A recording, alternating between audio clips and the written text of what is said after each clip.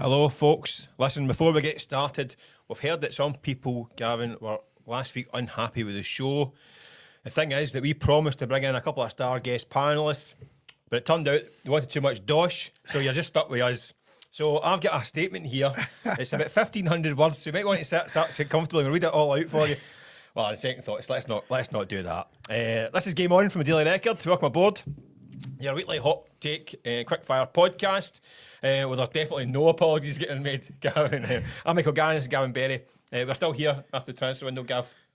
It's my highlight of the week, Michael, waiting to see what you've got prepared. See what nonsense we got. Anybody watching, I don't get a glimpse of this.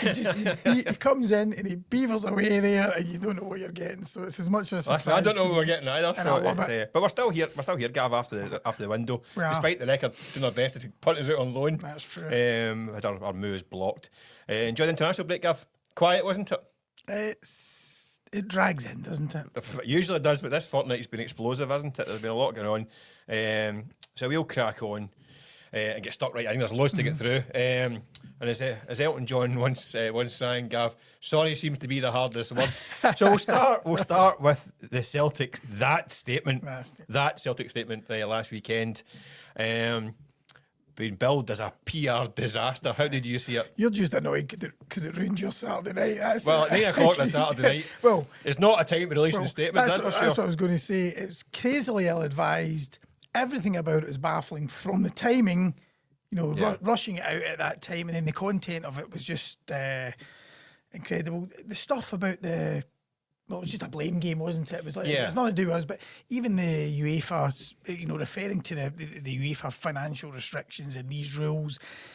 I mean, that to me was the biggest wild, wasn't issue, because Celtic, they're such a well-run club that they're nowhere near breaching that. In fact, I think even, Michael, by highlighting that, it drew attention more to the lack of spending, because it showed, I think you can spend 70%, isn't it, of your revenue. You're spending a wage bill, which was 70% of your turnover. Yeah, of your turnover. Which is about 140 million quid this year. Well, I mean, so Celtic are nowhere near it. So in actual fact, when people start looking at, deeper into the UEFA restrictions, what they actually are, they're looking and say, wait a minute, Celtic could actually have spent this, but they only spent this. It made them look worse. It did. It was full of those kind of contradictions, wasn't it? I mean, things like they admitted they wanted to bring in players in a timely fashion, but clubs wanted to wait until near the end of the window to maximise the value of players, and players wanted to wait to make more money at the contract. If that's the case, why wait? That's going to cost you more money. Yeah. So you're admitting that waiting late is going to cost you more money. It was loads of contradictions. I think it was a wee bit insulting to fans' intelligence, that kind of thing. Mentioned UEFA was a bit of a kind of a cheap one. Yeah. Like, it really did not help the situation. It was already kind of tense and angry. It just made things a million times worse. It was really badly advised. Like, it doesn't matter what they say, it's not going to appease fans at this stage, but at least have someone sit down, even if it's with the in-house club TV channel, and address the situations. Michael Nicholson should be that man sitting down there. I mean, look across the city. Rangers fans are screaming blue murder after their start to the season. Kevin Thelwell, at least he sat down. At least he sat down, okay. And even then, you see the reaction. A lot of fans weren't taking on board a lot of what he was saying, but at least he sat down. Yeah. And listen, nothing was going to really kind of appease supporters, but if they did say, listen, we made a bit of a mess in the window. Yeah. We went for certain targets. We didn't pull it off. We left ourselves short for the Champions League. It was a mistake. We'll try and do better next time. Yeah. They've done that 3 or 4 times in the last kind of 5-10 years, whatever.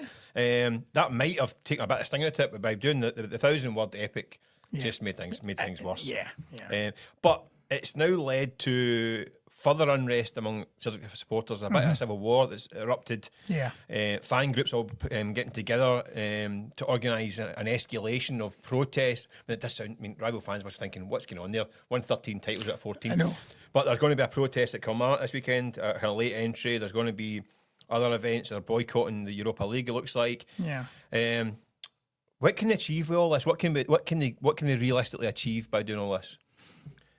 Well, it's very difficult because, as we know, from everything you hear, you very rarely hear from him, but from everything we know about, Desmond is when fans, start to protest, he doubles down, doesn't he? Dermot is not on the board. Yeah, but he's got the biggest say. He's a majority shareholder. No, he's not. He's not. He's got 34%. He's not majority shareholder. He has, but he's got the biggest say, hasn't he? Well, that's why. No, I'm just wondering. I mean, it's like he's not CEO. He's not on the. He's got a de facto on the board with his son. So he runs the. I mean, I know what you mean. We've heard this. He's got the minority stake and he's got the majority say. Yeah. He effectively whatever he says. The fans they want Desmond out. They want Michael Nicholson out. They want Peter Lawwell out and Chris Mackay out. Yeah. Is that going to be achievable? I doubt it. I don't think so. No. I think the best they can hope for is they start to listen. I think, like you're right. I think Michael Nicholson, Peter Lawwell, and Chris Mackay are on the ground. They live in the city. They're meeting people. I think they do know. They are on the ground. I think they need to kind of, like you say, Dermot Desmond's a little bit more detached. Mm-hmm. I think Celtic fans aren't wanting them to go and spend reckless. This thing about they can't throw money around. Nobody's expecting Celtic to throw money around. The fans don't want them to throw money around. And by the way, throwing cheap jibes at Rangers, it isn't going to cut anymore because that's a long time ago. And by the way, Rangers didn't go bust for buying players. Bust but didn't pay their tax bill, so that's irrelevant completely. But I think they know. I think what has to be a reconnection with the fans. I don't think heads are going to roll for this, but they need to show they're listening. They need to be an acceptance that this is not the fans want to see the club maximising its value, being the best possible club it can be. How it gets to that point now, the disconnect between the fans and the club ownership or the leadership is so wide now. I don't know how they bridge it, but there's going to have to, the Celtic board and power brokers are going to have to make steps towards the fans because they're now so cut adrift. So I don't know how they do it. Yeah. I mean, they're going to release their financials in a few weeks' time. It could be £100 million in the bank for all we know. Probably £80 million north of the £80 million. Fans are going to have to get something back. I don't know if they're going to cut the price season tickets. They're going to have to do something because that money is sitting there like a noose around the club's neck right now. And that's the big problem. I think the money's the problem. Yeah. Because it's hanging over them all the time. Why aren't you spending that money making this team better? Why isn't the stadium getting improved? Why isn't the ticket prices coming down? What is this money for? And this rainy day excuse isn't washing because we know. Listen, that's complete another fallacy as well. That money is sitting there doing nothing at the moment. Yeah, you spoke about the transfer window being a shambles, Michael. Just to further add to that, during the international break, a lot of players at club level speak or put up for press conference, and Daizen Maeda came out with this bombshell that he'd been denied a move. It'd all been agreed, and then he was denied the chance to go. Yeah. What do you expect from him now going forward? Because we have to say he hasn't started the season well. In fact, you were in. Let me ask you this, Michael, to start with, because you were in Kazakhstan when the story came out. When he made this revelation. My mind went back to Kazakhstan. The slow motion chance at the end. The slow motion chance at the end. And the penalty miss. Yeah. And you're thinking, whoa, it wasn't a good look. No, but I don't think Daizen Maeda, he wasn't intentionally not performing to his best. I think but we're not saying intentional, but is it in his head? Yeah, I think there's been a shift with Daizen Maeda. I think following the kind of birth of his third child late in the season, when he went home for a while for the birth, it didn't happen. And he came back, and I think he was stuck for a few weeks. I think at that point maybe something quite changed in him. I think a wee bit in terms of his focus was elsewhere. Listen, I can't say that's the case. Just for the perception from looking from the outside, he's been caught up in the kind of collateral damage of the disastrous window because Daizen Maeda. It should have been sold in the summer. Yeah. And it should not even just been sold. Not in a case of waiting for a bid to come in. Daizen should have had a big for sale sign round him from the start of the summer. The guy, he's got 2 years left in his contract. He's 27. He's had 3.5 years. He had an incredible season for Celtic. His value is absolute peak in the summer. He should have had a for sale sign on about him. He should have been sold and moved on. With a replacement lined up. The very fact that hasn't happened and he had to remain, I mean, the way he had to remain, because Celtic did buy replacements for Daizen Maeda. They brought in 2 left wingers as a replacement for Maeda and Jota when he's injured. But because they couldn't get a striker, he has to then become the de facto main man striker. And so the whole chaos around the last few days of the window, he's been the collateral damage, and he's now been denied a chance to move, which would probably be his last big move. Would have probably set up his family. I still think what will happen is now. The question is, what do you expect from him? He'll get his head down. He'll work hard. He'll do his bit for the team. And he'll probably leave in January. Yeah. I don't think anyone will see him kind of slacking off or taking the huff. I don't think it's in his nature. No. I just don't think that's the way he is. When you look at him, he's he's an absolute workhorse. But no, he's got issues in terms of his touch and his quality at times. Last season, he had that purple patch for 6 months when every touch turned to goal. Yeah. You look at the 3.5 years apart from that, that's not really how he's been. Yeah. Really effective, a nuisance of a player to play against. And he'll work hard, and I think you'll get that again. What the problem is, he'll need to play up front for a good few while. Now you're going to be the main striker. Because Iniacho's needs to build his fitness. No place is May. Yeah. They need to find that touch has got to come back. If your manager, if you're right now, you say to him, listen, we'll let you go in January, go and blitz the next 6 months, the next 5 months, and get yourself a good move and do the business for Celtic, and that'll help you in the long run. It'll help the team and help you in the long run. Let me ask you this next question. Will the exact same thing happen with Nico Raskin across the city at Rangers? It's a slightly different situation. He has taken the huff. Well, has he taken the huff? Certainly him and Russell Martin have had a fallout. He's left out the squad again for the Hearts game, having been bombed out for the Celtic game. Goes away with Belgium in midweek and scores. So you've got this so-called best midfielder at the club, most sellable asset, biggest sellable asset. Yeah. And he's just going to be stuck in the reserves. It's not helping anyone, is it? Because you have him stuck in the reserves, so you're denied your best player. His value decreases, and he also damages his chances of going to the World Cup with Belgium. How does this get resolved? This is a messy one. I mean, you're now looking at leaving out probably your best player against Celtic and against Hearts. So this shows you this isn't going to be solved overnight. No. It might have been best for all parties concerned if he got a move before the window shut. Listen, by the time this goes out, he might still be gone when there's some windows that are still open over the weekend. So if you're watching this on Monday morning, it could be the former Rangers player. I wouldn't be surprised because I think there's been such a breakdown between the player and the manager.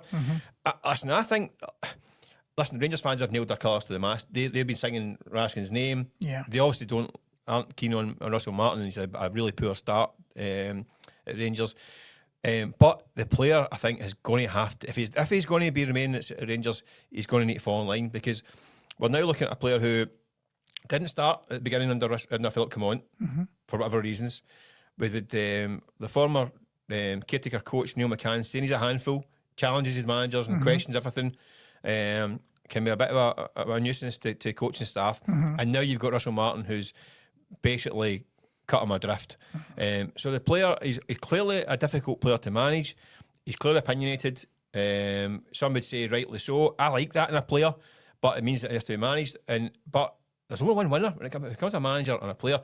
The only thing is now, is he going to outlast the manager at Rangers? There's that factor. Yeah. He sits tight. But I think he has got to knuckle down, fall in line, do what he's told, as he would say when we were young, and try and find a way back into the team. Because, like you say, the World Cup around the corner, or a move, these are things that now are kind of in jeopardy by this situation.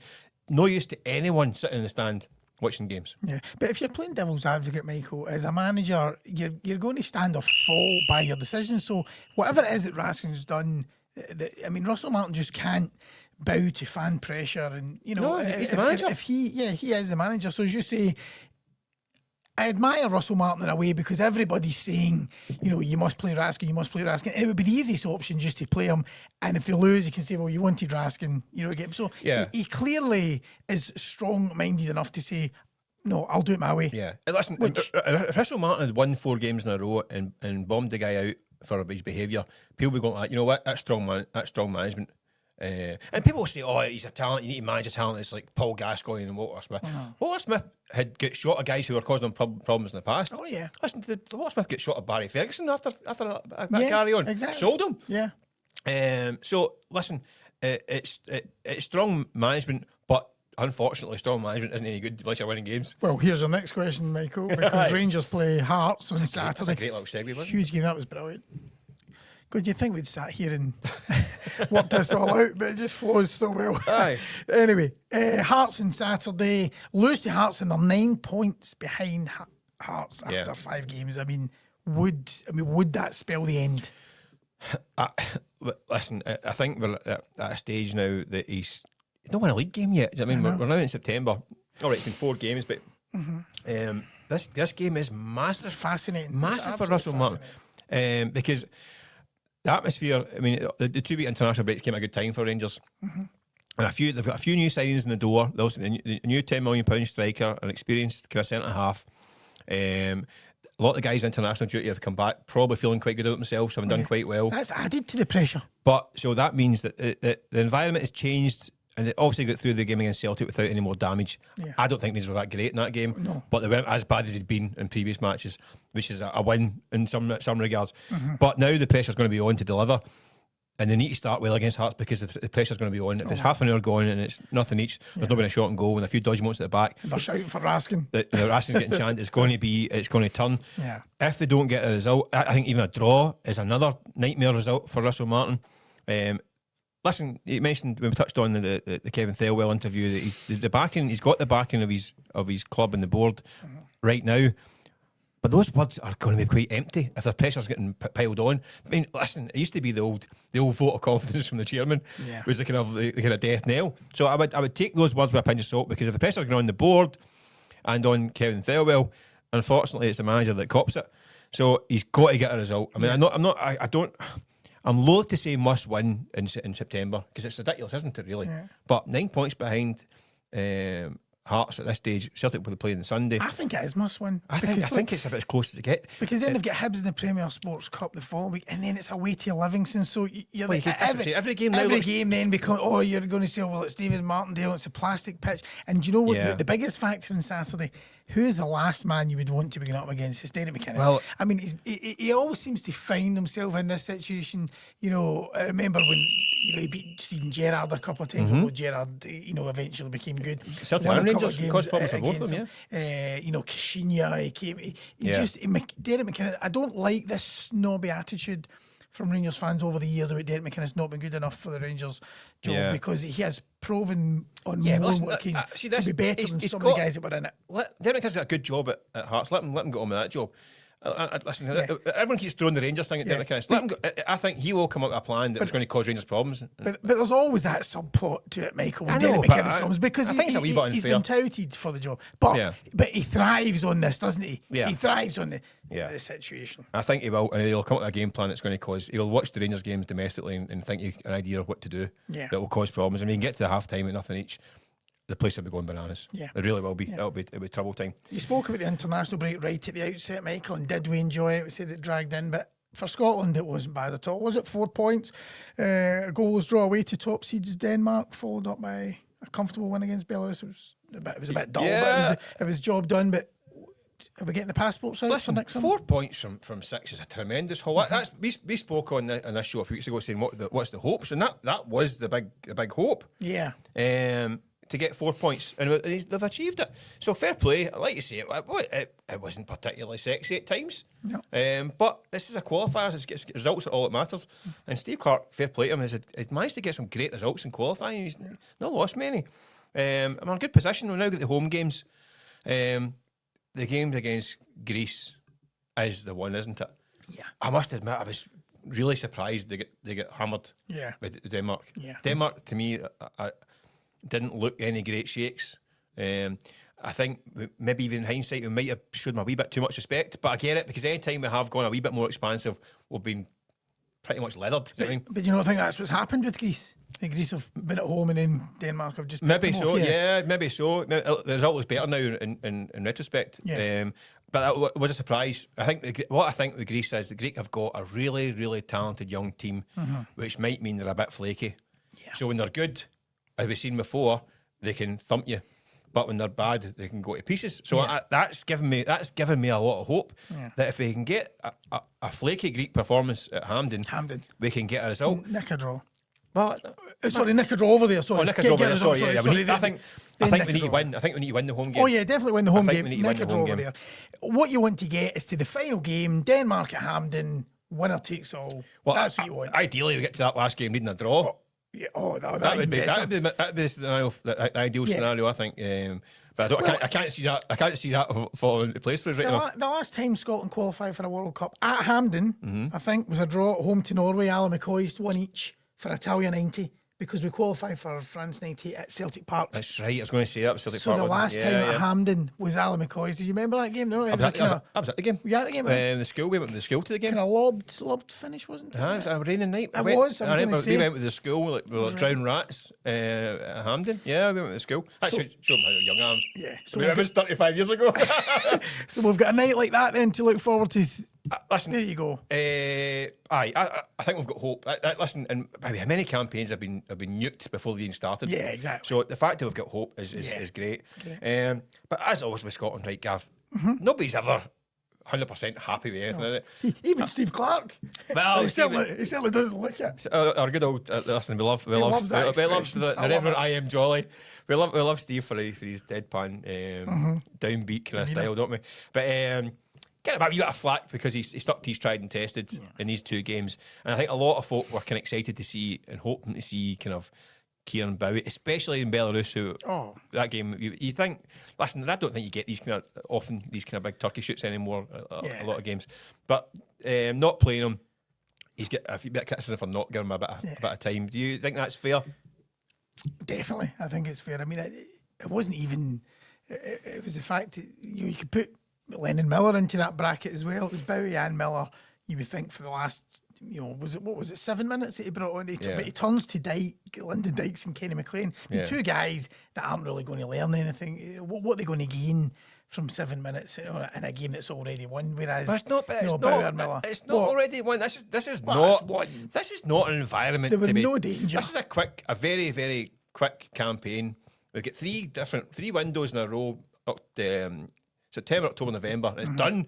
We've only got 6 games. Yeah. It's all about the results. He cannot risk it. Listen, and I've mentioned earlier on, anytime Steve Clarke has got a wee bit adventurous, he's getting backside smacked. Anytime we've tried to do something, I mean, listen, I love it if Scotland was one of these expansive attacking teams with chuck in the kids and all that stuff. But anytime we've tried to do anything like that, it's backfired big time. So I understand Clarkey going like that. Oh, you know what? I've learned my lesson. Anytime I've tweaked or been a bit risky, I paid the price. It's hardly risky putting on 2, Kieron Bowie and Lennon Miller with 7 minutes. So you're 2-0 up, and Belarus get a corner kick in the ball. Hits off someone's backside and scrums it in the back of the net. It's 2-1, and you've got guys with little experience to see that game out. I don't blame. Listen, I'm going to defend Clarkey on this one. He is there to get us to the World Cup and get results. He's not there to pander to the masses and play folk and experiment in games that are meaningful. But in Kieron Bowie's case, they were actually, plenty of fans were actually arguing for him to start and lead the line. Yeah. In Denmark, we're not, so we're not just talking about a guy that's, a bit part. Yeah, but it's too big a risk. Nah. He's not playing at that level. It's too big a risk, and I say it's a quick turnaround in this campaign. Listen, but look, they would have get us qualified, then play a dozen friendlies and chuck them on and see how we go on. But listen, they would have got experience just from being around the squad, even though they didn't get one. But I'm not buying that they couldn't have had 5 minutes at the end just to get their debut. Come on, his time will come. Listen, and Clarkey we trust. Yeah, I'll use naysayers and doomsday merchants. In Steve Clarke we trust, but in Scott Gemmill do we trust? The under-21s, it was another disappointing double-header, 2 defeats, Czech and Portugal at Fir Park, wasn't it? Yeah. He's been in the job now for 9 years. Yeah. You hear some grumblings from the Tartan Army. Listen, sometimes... His position, what do you think? Time for a change? Familiarity breeds contempt. Sometimes he's been in the job 9 years. We've not had a particularly successful 9 years in terms of tangible results on the park and qualification for major tournaments. We haven't been there. Did you see the stat? 18 wins in 62 games. Yeah, 18 wins. I know it's not all about wins at that level. No, but I was going to say it depends on what is your barometer for success at that level. Is it qualification for major tournaments and wins, which sounds pretty obvious to me, or is it the development of players? So I look at the players who have come through the 21 setup and the current setup. Bendo, Billy Gilmore. Yeah, they didn't play an awful lot at 21. I mean Ben Doak had about seven caps at 21 level. Gilmore maybe 8 or 9 maybe. You look at Hickey, we bypassed it altogether. Josh Doig had a few in the edges. Are we getting enough players that are coming through that pathway? I don't know, but I don't think that's necessarily down to Scott Gemmill. I think, in fairness to him, you look at his squad, very, very few players coming through at Celtic and Rangers, really. You look at the squad, I mean, traditionally that the two big clubs in Scotland should have, honestly, the bulk of that Scotland, it's 21 setup, they don't. It's just not the case. So it's a lack of depth. The clubs are not helping it. I mean, listen, by the way, in terms of numbers, players under 21 in Scotland playing in the top flight in Scotland, the numbers are off a cliff. There's very, very few players performing in Scotland who qualify for 21s. Very, very few. It's actually alarming. Scott he's kind for results, but I think he is. I wouldn't say he's to blame. I think it's perhaps part of a wider problem in the Scottish game, and it's a problem that's been there for a while now, and we kind of hope that we can have the performance skills have been brought in, and that's helped things a wee bit, I think. But there's definitely issues in terms of youth development in Scotland. Not another root and branch review. Well, listen, I think Not another. the Beechgrove Garden with so many root and branches getting ripped out in this place. But yeah, so I think Scott. I think I get the feeling that people are kind of fed up with the same old stuff. Yeah. But it's nearly a decade. I think his hands are slightly tied. Yeah. But what about down south? A man you know well, Michael, Ange Postecoglou. You had many dealings with him when he was Celtic manager. He was only 3 months out of work. That says a lot, I think, before Nottingham Forest appointed him. Brutal, isn't it? Nuno Espirito. Yeah. Santo just bulleted, gets him into Yeah, Europe well, for the first time. listen. They're sitting 7th in the English Premier League or whatever. Sacked, and then Big Ange is back. So. Well, it's his big pal, isn't it? That runs the club. Well, so. he claimed that he's unveiling that he wasn't his pal, didn't he? Well, I don't know. What did he say? He'd only They've met not been him. on holiday together. No, I know, that's what I was thinking, coincidentally. Listen, What did he say? He'd only met him 4 times or something like that? Or? Well, they must have hit it off in those four times, yeah. Obviously, listen, Ange, he knows himself how brutal he wins a European trophy and gets billeted days later. It was funny, an email came in the other day from our bookies that were offering 25-1 for Ange Postecoglou to win a trophy and get sacked. Yeah. Well, I repeat. That's the old promise, isn't it? He says, what's it he said? He says, I don't sometimes win my trophy the second season. I always win. And even this week, someone asked about that, and he says, well, I also win my first season. I got on a double at Celtic. And then what did he say when the threat of the sack at Spurs? What was it? The third's always better than the second. Aye, so just don't dare bill at me. But the third season, it never helped him. Season of the show is always better. Aye. Yeah. It's going to be difficult for him to win a trophy at Forest. Even a League Cup. Or something, no? Listen, you wouldn't put it past him. Ridiculous to win a League Cup. He's got something. He's got a bit of managerial magic that he can be. He can be successful and sometimes be unfashionable clubs as well. I know he gets accused of being a bit of a flat track bully at Celtic. I mean, some English pundits can dismiss his double and his treble at Celtic, which I think is actually a little bit kind of harsh. A little bit harsh is very harsh. He did really well. When Rangers at that time were European finalists when he seen them off. Yeah. Clearly a good manager. It's not going to be dull for Forest. I mean, he will get them playing a different way. I mean, the previous manager didn't play that kind of style and got results. Is that not an issue? You've got a squad that's built for sort of counter-attacking, and then he's got to now adopt his heavy metal approach. Yeah, I think it will be an issue, but he's done it before. If he's backed in the recruitment, but listen, they'll throw money around at Forest these days as well, so he will get a few quid. I just noticed, is that James Forrest was spelling on our tagline? And it's Arsenal away to start as well. Tough start. Mouth-watering. I just find it hard to see how he improves on finishing 7th and getting into Europe. Yeah. I mean, I don't think, and that's a great achievement for Forest. So it's going to be tough. I mean, there's a bit. I mean, he gets a bit of a hard time with some guys who kind of look in the nose at him. Yeah. I'd love to see him going and proving them wrong again. Yeah. And like you say, winning a League Cup or something like that, or having a good run in Europe. You talk about that owner. I mean, he's bonkers, and they've got 2 fiery Greek personalities. Yeah, I mean, you can see there's going to be a few blowouts here, isn't there? The canteen's going to be magic, isn't it? I love my Greek food as well. I mean, the Forest canteen will be packed out every day. Get a couple of gyros and all that stuff. Or Well, I like them. a bit of lamb cleftico. I love my Greek food. But listen, I think. Do you think Celtic Do you fans know would what? be... Sorry, Tell you what. Why don't he'll one of the few managers who now can retain the Europa League. Because you can't do it as a club now. What story that So would be? Ange is going to go back to back in the Europa League. What story that would And be? he'll probably play Celtic in the knockout stages after the Christmas. Brilliant. And Celtic get there right off. They're not in any great shakes. In a word, just before we move on to our final question, will Celtic fans be disappointed that he's back in work?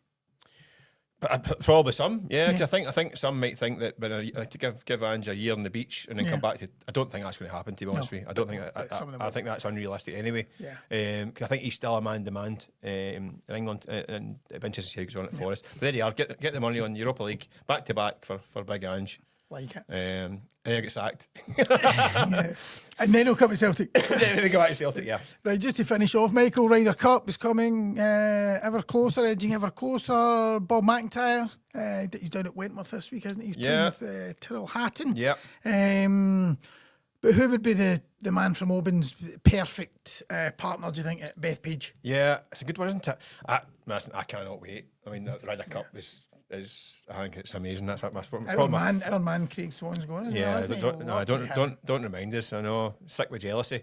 Yeah, he'll be out there. It's fantastic. I love the Ryder Cup, and Bob. I think it's exciting because he's not the same player he was 2 years ago. 2 years ago, he was the kind of the rookie. Obviously, he paired up with Justin Rose. Yeah, it's solid. And it was a great partnership. I think they 1.5 points out of two, didn't they? They only played two of the kind of the partnerships. They didn't play in the foursomes, the kind of alternate shot. Yeah. I think he'll play. I think about a more prominent role this time because I think he's now an experienced winner on the PGA Tour. He's challenged in the majors. He's now got the experience. I think he's now got a key man in that squad. A key personality, so I think you could put him with anyone. I mean, Justin Rose was, I'm not saying he's a babysitter, but he was kind of the old head, keeping an eye on the young rookie. Now, I think you can put him in. I want to see him in. I'm interested in what I see him and Tyrrell Hatton playing at Wentworth. I think Donald's starting to kind of test a few wee things. He's saying that he's not. I think Bob and Hatton. Yeah. What I would say is the two of them together, you probably need to turn off the microphones. Yeah. both of them get big, terrible potty mouse. Yeah. Gav, terrible potty mouse. What about Tommy Fleetwood? Riding high after the FedEx Cup win. Do you think McIntyre and Fleetwood could be a? Yeah, I mean, again. I mean, Fleetwood again he's flying this season. I mean, I'm glad to see him getting his win. That's a good. That would be a good partnership. I think Bob's a fiery character. I'd put him a fellow kind of guy who can handle the New York crowd. Yeah. I mean, guys like your John Rams and your Hattons, the guys who won't get kind of overwhelmed. I mean, listen, Bob's going to get targeted because he was a wee bit back and forward with the Cows of America recently. So I think you need to put him with somebody who's also can cope with that. And I think him and Tyrrell, would be a good fiery kind of. Maybe shushing the crowd and all that stuff and getting the place going. I like the look of that as a partnership. But I think Bob is at the place now. You could put him with anyone. Yeah. Do the business. Won't be phased. It won't be phased at all. I think he could be one. I think he could be one of the guys, one of the stars at Bethpage. But I see, I cannot wait. Well, anyway, listen, it's time for this perfect partnership to check out. Fiery. That's fiery partnership. Let's talk about firing. Firing your comments as always. We'd like to hear your feedback. No doubt we'll have to issue an apology next week for the show as always. But in the meantime, catch us in the usual socials. You can get us on YouTube, Spotify, Facebook, Apple Podcasts. We'll be back next week for more of the same old nonsense. But thanks for watching. Thank you.